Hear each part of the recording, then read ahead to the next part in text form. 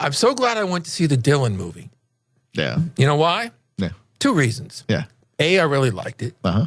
And B, everywhere I've gone for the past 5-6 weeks, people go, you see the Dylan movie?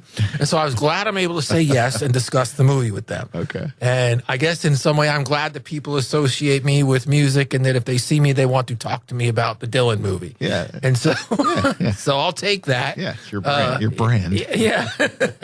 And so, I mean, people in the supermarket, Yeah, you know, and this literally. And so it's been a lot of fun discussing that film with people. And that one obviously came out 2 months ago now, I guess. Uh-huh. And I really enjoyed it. I know they took some artistic license with some of the storyline, but I thought it was really well done, and the acting was superb, and the storytelling. But I also went to see the Led Zeppelin movie. Yeah. Becoming Led Zeppelin, the documentary. Okay. At first, when I heard that the movie was only going to go up to like 1969, right, I was a little disappointed. Sure. Because the Zeppelin was pretty much the biggest rock band of the 70s. Yeah. You know, Stairway to Heaven, Kashmir, Physical Graffiti, Led Zeppelin 4. Right. In Through the Outdoor. Uh-huh. Not going to be in the movie. Right. You know, and so I was like, but I'm still going. And it was fantastic. I mean, just to see how that band came to be, Jimmy Page, really the vision that he had of once the Yardbirds broke up, and he was such a great session player through the 60s, playing with the Stones and the Kinks and on all these great records, and he joins the Yardbirds, and he thinks that's what I'm going to do, and then they disband, and he didn't really want that band to break up. Mm-hmm. And he took a look at him, you know, and he said, well, okay, I got to form my own band. Yeah. And that is when Led Zeppelin was born. Okay. And his vision, I know exactly what I want. I know exactly how I want this band to sound. I know exactly what I want us to be. And he found 3 incredibly talented guys.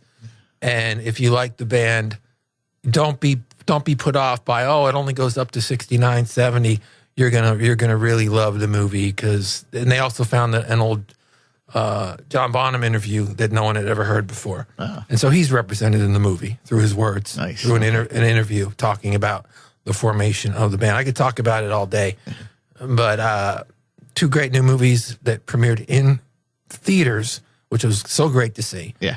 The Led Zeppelin film and the Dylan film. Saw them both, enjoyed them both, highly recommend both. Getting back to the Zeppelin movie, too, another part that I really loved. Uh-huh. And I loved, you know, the Bonzo stuff and you know, just...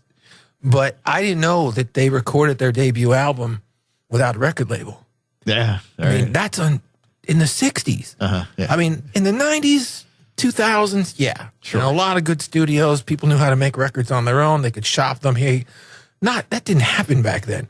You had a studio. A label had to put you in the studio. Yeah. Well, Jimmy Page, you know, he could do this because of who he was already. Right. So he records the record with the band, and then they start shopping the album around. Wow. Who wants to put it out? Who wants us? Yeah. Well, Atlantic wanted them. Yeah. Okay, we'll give you the record. It's done. You can market the record. You can help profit from the record. You can be our record label. But moving forward, this is how we're always going to do this. Yeah. We're going to record the record and give it to you. That's great. And you'll have absolutely no say in anything about what we do in the studio and our music. That's awesome. And that's a type of artistic control that to this day few bands have ever had. Right. And so that's another reason to love Led Zeppelin. Sure. Great movie.